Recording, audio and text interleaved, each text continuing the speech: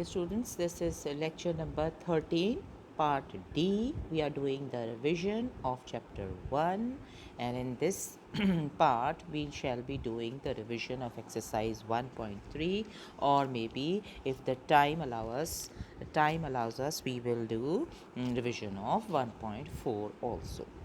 So in the exercise 1.4, ठीक है, there is a question number 4, बाकी 1 2 3 ये सब डेफिनेशंस है, सब आपने याद किए हुए, लॉग के हमने कराए हुए हैं, और आप लॉग के भी हैं, log of complex number and trigonometric functions, hyperbolic functions, trigonometric hyperbolic functions, ये सारा कुछ आपने किए हुए हैं, ठीक है। कॉम्प्लेक्स पावर्स भी की हुई हैं, चुनाचे हम एक्सरसाइज 1.3 का क्वेश्चन नंबर 4 का पार्ट थर्ड कर रहे हैं, ठीक है। इसमें देखें ये क्या चीज़ पड़ी हुई है, उन्होंने कहा है जी प्रूव करें कि minus i raise to power minus i is equal to e minus pi by 2, ठीक है। ये आपको दिया हुआ है, आपने प्रूव करना है। अब आपने पहले तो आप जब सवाल आपको दिया जाता है तो आप ये देखते हैं कि ये क्या चीज़ है, एक्चुअली क्या चीज़ है। एक कॉम्प्लेक्स नंबर, उसके ऊपर कॉम्प्लेक्स पावर, उसको प्रूव करना है एक्सपोनेंशियल फंक्शन की फॉर्म में, ठीक है। तो एक्सपोनेंशियल फंक्शन को भी आपने किसी तरह एक्सपोनेंशियल फंक्शन को भी किया, बट इट कैन बी, ठीक है। अच्छा, बहरहाल लेफ्ट हैंड साइड की तरफ देखें तो ये कॉम्प्लेक्स के ऊपर कॉम्प्लेक्स पावर है। तो हमने क्या किया हुआ था कि हमने डेफिनेशन या तो आपने याद की हुई थी, या हमें पता है कि हम कहते हैं ये कॉम्प्लेक्स नंबर, कोई कॉम्प्लेक्स नंबर आ जाएगा और लेटेड भी टी।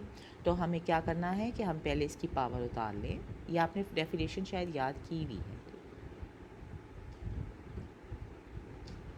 और हमें क्या निकालना है, हमें टी की वैल्यू, अगर हम दोनों साइडों का ई ले लें तो क्या आ जाएगा, ये आ जाएगा e raise to power minus i l N of minus i. ये डेफिनेशन थी, ठीक है, कि exponential function sorry exponential powers powers of complex numbers जब पावर्स में आ जाते हैं कॉम्प्लेक्स नंबर के ऊपर, तो उसकी वैल्यू क्या होती है, ई रेज टू पावर, जो ये पावर होती है, into log of the base. या तो ये डेफिनेशन आपने याद की थी, या हम इसको निकाल लेते हैं, जैसे कि हमारी मैथमेटिकल इंफॉर्मेशन है, ये हमारी मैथमेटिकल एनालिसिस है।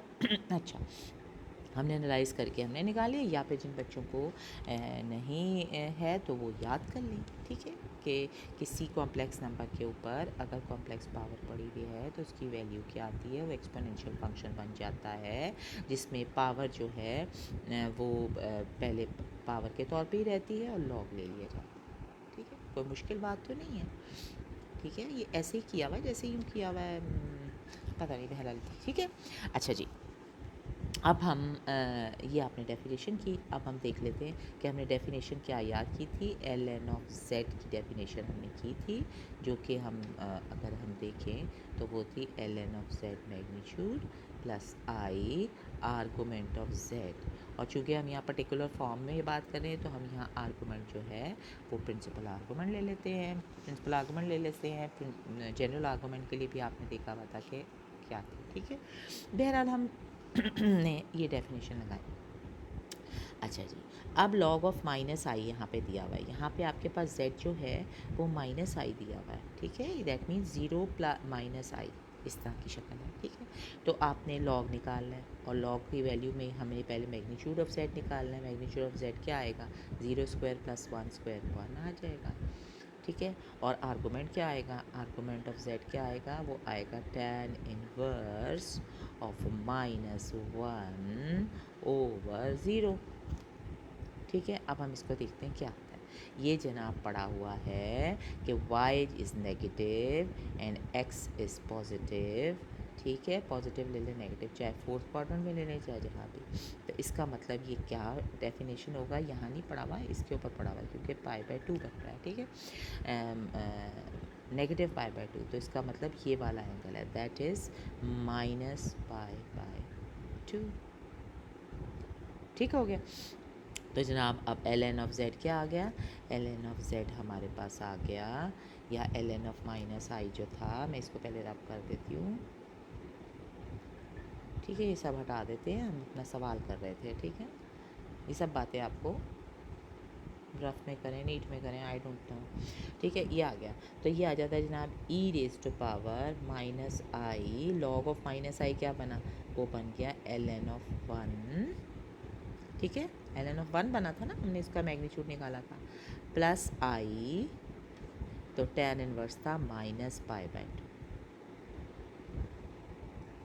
ठीक हो गया।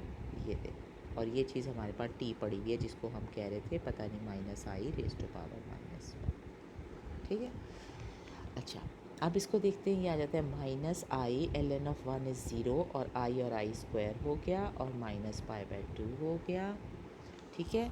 अब एक माइनस आई स्क्वायर इसको अपना साइन दे देगा, ख़त्म हो जाएगा, और हमारे पास आ जाएगा ये चीज़ जो हमने निकाली थी वो आ गई बराबर। Any problem, nothing. सो ये सवाल के पहला, दूसरा, तीसरा, चौथा पार्ट आपने खुद करने, चौथा शायद मैंने आपको करा भी दिया था। उसके बाद पांचवा सवाल है, बुक हमेशा पास खोल के रखें। अच्छा, और हमारे पास जी पांचवा सवाल है, छठा सवाल है, सातवां सवाल है, ये सब मैं आपको करा के आई हूँ, ठीक है, और कोई ऐसा मसला नहीं है। उसके बाद ये सब में डेफिनेशंस लगानी है और आपने अपने सम को सॉल्व करना है। अब आ जाता है जी क्वेश्चन नंबर 10 एंड 11। 10 पे आई थिंक शायद मैंने कराया है, ठीक है, और 11 चलिए जी 10th पहले कर लेते हैं। चलो बच्चों पहले 9th को देख लें, सिर्फ मैं उसका हिंट दूंगी क्योंकि आई थिंक कि मैं आपको करा के ये सारे सवाल आई थी, सिर्फ आपको समझाने के लिए दिया हुआ है जनाब। 9th दिया हुआ है कि आपने करना है log of 1 plus cos theta plus I sine of theta is equal to L N of 2 cos theta by 2 plus I theta by 2 prove करना है आपने, ठीक है। क्वेश्चन 9 में दिया है शो करें कि ये चीज़ प्रूव करें। अब आपको क्या दिया है, log of some complex number, और उसको आपने प्रूव करना है किसी कॉम्प्लेक्स नंबर की शक्ल में, जिसका रियल पार्ट है log of cos of theta by 2, 2 times log of theta by 2 plus I tan theta by 2, ठीक है। तो अब आपने लॉग की डेफिनेशन क्या देखी थी, हमने लॉग की डेफिनेशन देखी थी एक सेट जिसका के रियल पार्ट अगर x है और इमेजिनरी पार्ट y है, ठीक है, या z जो था वो क्या था, लॉग ऑफ z मैग्नीट्यूड, यानी इन दोनों का मैग्नीट्यूड आपने निकालना है, plus i argument of z चाहे, ठीक है, तो वो आर्गूमेंट आप कैसे निकालते हैं वो भी आपको सब अच्छी तरह पता है। अब यहाँ से जब हम लेफ़्ट हैंड साइड लेते हैं लेफ़्ट हैंड साइड लेते हैं तो हमें कॉम्प्लेक्स नंबर क्या दिया है, जिसका real part 1 plus cos theta है और इमेजिनरी पार्ट साइन थीटा है। तो can you do it, yes. आप इसका क्या लेंगे, पहले z मैग्नीट्यूड ले लेंगे, ठीक है, इसका मैग्नीट्यूड लेके आता है, ठीक है, और इसका tan इनवर्स क्या आता है tan इनवर्स ऑफ, इसका आर्गूमेंट क्या आता है, आर्गूमेंट आता है tan इनवर्स ऑफ y इस केस में साइन थीटा है, और नीचे पड़ा है 1 प्लस कॉस थीटा। कर लोगे, जी हाँ कर लेंगे। कैसे कि tan इनवर्स, और इस एरिए को कोशिश करें कि ये tan बन जाए, ताकि tan की कोई फॉर्म हो जाए तो इन्वर्स फंक्शन आपस में आइडेंटिटी फंक्शन, यहाँ अगर tan की शक्ल आ जाए तो इन्वर्स फंक्शन आइडेंटिटी फंक्शंस बन जाएंगे, और अंदर की चीज़ पोर्शन आपके पास इजीली क्लियर हो जाएगा। This is argument of z, निकाल सकते हैं, जी हाँ। देखिए जी, हाफ एंगल में चले जाएँ, साइन थीटा का क्या होता है, 1 प्लस कॉस थीटा क्या होता है जनाब, 1 प्लस कॉस थीटा होता है 2 साइन स्क्वायर थीटा बाई 2, ये कट गया, ये कट गया, ये कॉट आ गया, कॉट का क्या हो गया जनाब, कॉट बन गया, 1 plus cos theta, 1 plus cos theta is cos square theta, sorry, ठीक है, तो कॉस थीटा कट गया और ये आ गया tan थीटा बाई 2, और ये tan इनवर्स है, नो प्रॉब्लम, आइडेंटिटी फंक्शन हो गया, ठीक है। अब कर लोगे ना, ये आपके लिए खुद है फंक्शन, ठीक हो गया, थीटा बाई 2 बच रहा है, क्लियर हो गया, पूरा सवाल ही कंप्लीट हो गया, but you have to do it yourself, ठीक है, हिंट्स दे रहे हैं। अच्छा जी, क्वेश्चन 10 को देखेंगे अगर हम, क्वेश्चन 10 भी एक लंबा सा सवाल है, उसको आपको कहा गया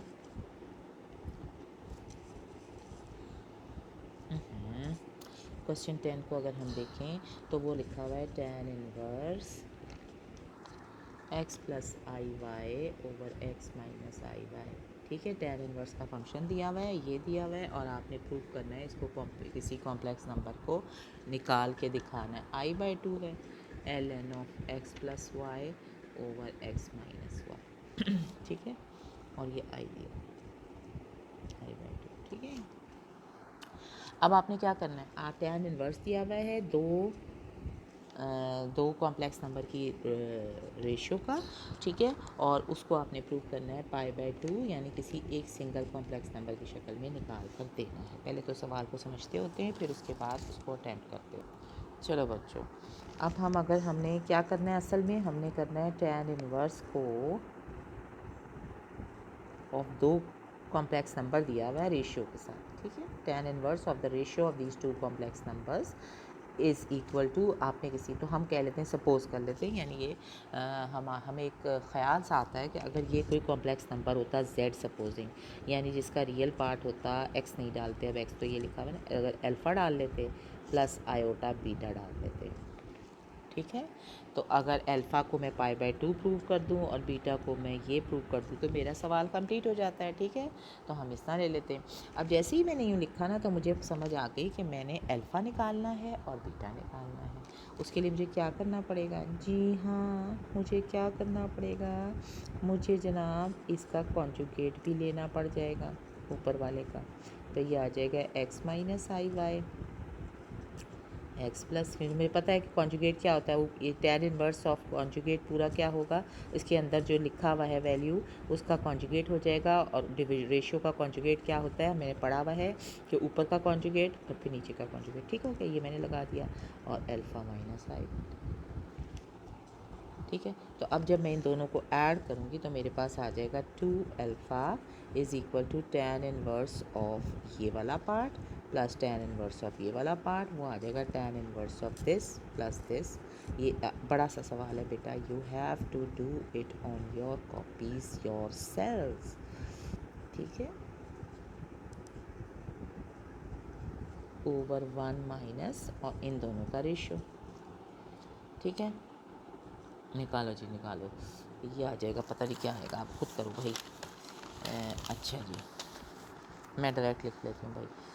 अच्छा जी, अब ये आ जाएगा जनाब 1 माइनस, इन दोनों का रेशियो लिखना पड़ेगा, माइनस आई वाई ओवर एक्स प्लस आई वाई इंटू एक्स प्लस आई वाई ओवर एक्स माइनस आई वाई, ठीक है। ये बड़े बड़े सवाल हैं, ठीक है। डिफ़िकल्टी लेवल तो कुछ भी नहीं है इनका, सिर्फ लंबाई है बहुत। अच्छा जी, फिर हमने इनको सॉल्व किया, मैंने सॉल्व कर लिया। अब ऊपर आप इसका एलसीएम लेंगे, मल्टीप्लाई करेंगे, तो ये चीज़ आ जाएगी tan of X square minus Y square, और नीचे आ जाएगी 1 माइनस 1 आ जाएगी, देखो कट जाता है, ठीक है।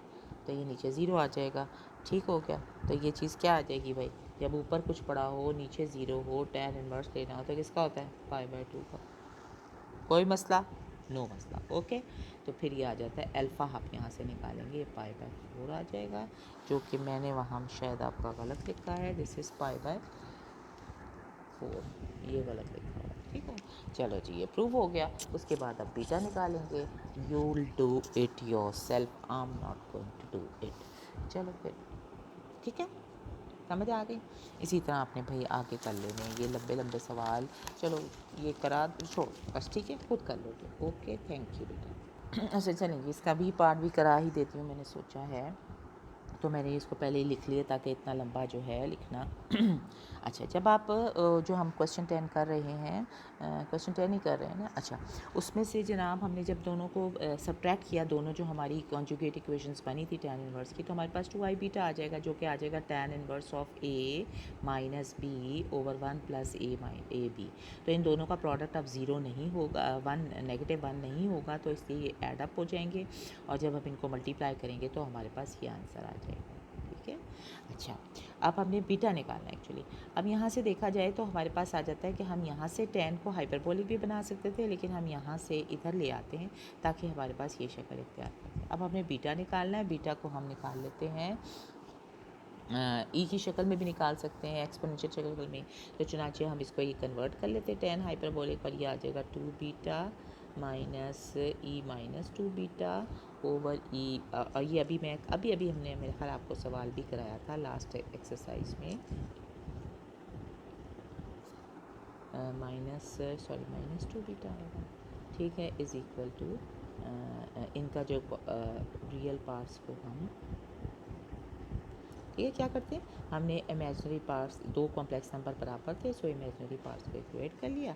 उसके बाद कॉम्पोनेंट और डिविडेंड ऑफ प्रॉपर्टी, ठीक है, कॉम्पोनेंट डिविडेंड ऑफ प्रॉपर्टी के बाद आपके पास कुछ आ जाएगा e to beta is equal to x plus Y over, इसको आप सॉल्व करेंगे, ठीक है, ये आ जाएगा। और उसके बाद बी टू बीटा करेंगे तो यहाँ पे लॉग बन जाएगा, ठीक है, और हमारे पास वैल्यू आ जाएगी, ठीक है। तो ये आपने खुद करना है बेटा, ठीक हो गया।